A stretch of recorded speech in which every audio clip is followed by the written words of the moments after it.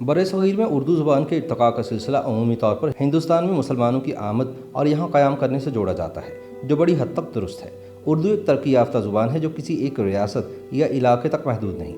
اس زبان نے تاریخی، سیاسی، سماجی اور تہذیبی عوامل کی بنیاد پر مختصر عرصے میں حیرت انگیز ترقی کی ہے۔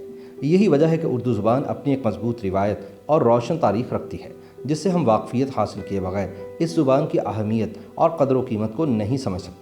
محققین کے مطابق اردو کا لفظ ترکی زبان کے لفظ اور دو سے نکلا ہے، جس کا مطلب فوج یا لشکر ہے۔ اسی مناسبت سے اردو کو لشکری زبان بھی کہا جاتا ہے، لیکن اردو زبان کو اردو کے نام سے پکارا جانا خاصا نیا معاملہ ہے۔ اس سے قبل زبان تو یہی تھی، مگر اسے کبھی تو ہندوستانی کہا جا رہا تھا، کبھی ہندوی اور کبھی ریختہ۔ اردو زبان کے ناقدین بھی بہت ہیں اور محبان اردو بھی کم نہیں۔ تاہم یہ بات واضح ہے کہ شمالی ہندوستان کے ایک بڑے خطے بشمول وہ جو اب پاکستان کے جغرافیے میں آتے ہیں، ان میں اردو زبان رابطے کا ایک مؤثر ذریعہ ہے۔ پاکستان میں اردو کو قومی زبان کا درجہ حاصل ہے، جبکہ بھارتی دستور میں بھی اردو کے تشخص کو تسلیم کیا گیا ہے۔ متعدد بھارتی ریاستوں میں بھی اس زبان کو سرکاری تشخص حاصل ہے۔ برصغیر میں اردو زبان کو فارسیانہ معیار کی حامل ہندوستانی زبان کے طور پر تسلیم کیا جاتا ہے۔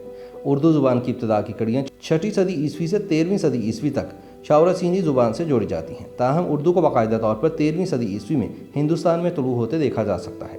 جدید اردو زبان کی کڑیاں 13ویں صدی عیسوی میں حضرت امیر خسرو رحمۃ اللہ علیہ کی ہندوی زبان میں موجود شاعری سے ملتی ہیں۔ چھاپ تلک سب چھین لی رے منہ سے نہ ملائی کے، یا سکھی پیا کو جو میں نہ دیکھوں تو کیسے کاٹوں اندھیری رتیاں، ایسی بہت سی شاعری میں اردو کی جھلک نمایاں ہے۔ مسلم حکمرانوں کے دور میں ہندوستانی زبان نے تیزی سے ترقی کی۔ گو کہ مغل سلطنت کے دور میں سرکاری زبان فارسی تھی، تاہم عام افراد کے درمیان رابطے کے لیے ہندوستانی زبان کا استعمال تیزی سے بڑھا۔ پرانی ہندی زبان میں فارسی، عربی اور ترکی زبانوں کے الفاظ نے جگہ بنائی، اور یوں گنگا جمنا کی تہذیب ہندوستانی زبان کا گہوارہ بن گئی۔ اس کے بعد ہندوستان کے مختلف علاقوں میں ہندوستانی زبان کے مختلف رنگ ابھرنے لگے۔ 13ویں صدی سے 18ویں صدی تک اس زبان کو ہندوستانی، دہلوی، لاہوری اور لشکری جیسے ناموں سے بھی پکارا گیا۔ تاہم محققین متفق ہیں کہ مغلیہ دور میں ہندوستانی زبان میں فارسی کے الفاظ تیزی سے شامل ہوئے۔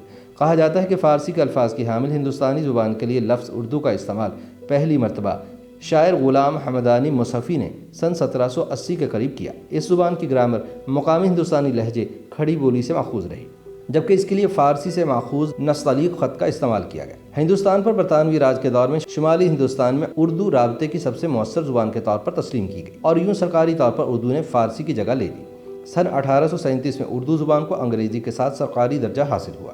یہ زبان مسلمانوں اور ہندوؤں کے درمیان بھی مؤثر ترین پل کے طور پر استعمال ہوتی رہی۔ یہ بات واضح رہی کہ تب تک ہندوستانی زبان نستعلیق رسم الخط ہی میں لکھی جا رہی تھی۔ اردو اور ہندی کو دو الگ الگ زبانوں کے طور پر نہیں دیکھا جاتا تھا۔ تاہم ایسے میں آریہ سماج احتجاج شروع ہوا اور ہندوستانی کے لیے مقامی دیوناگری رسم الخط پر زور دیا گیا۔ اسی تناظر میں ہندوستانی زبان کو دو الگ الگ رسم الخط میں لکھا جانے لگا، اور یہیں سے اردو اور ہندی کی راہیں جدا ہوئیں۔ رسم الخط پر ہی موجودہ جھگڑا اردو برائے مسلم اور ہندی برائے ہندو جیسے مذہبی نعرے میں تبدیل ہوا۔ اس وجہ سے ہندوستان کی تقسیم اور پاکستان کے قیام کے بعد پاکستان میں اردو زبان کو قومی زبان کا درجہ دے دیا گیا، حالانکہ اس وقت متحدہ پاکستان کی اکثریتی آبادی بنگالی تھی۔ چنانچہ محققین کا خیال ہے کہ دراصل سانحہ مشرقی پاکستان کی بنیاد تب رکھی گئی جب اردو کو پاکستان کی قومی زبان قرار دے دیا گیا۔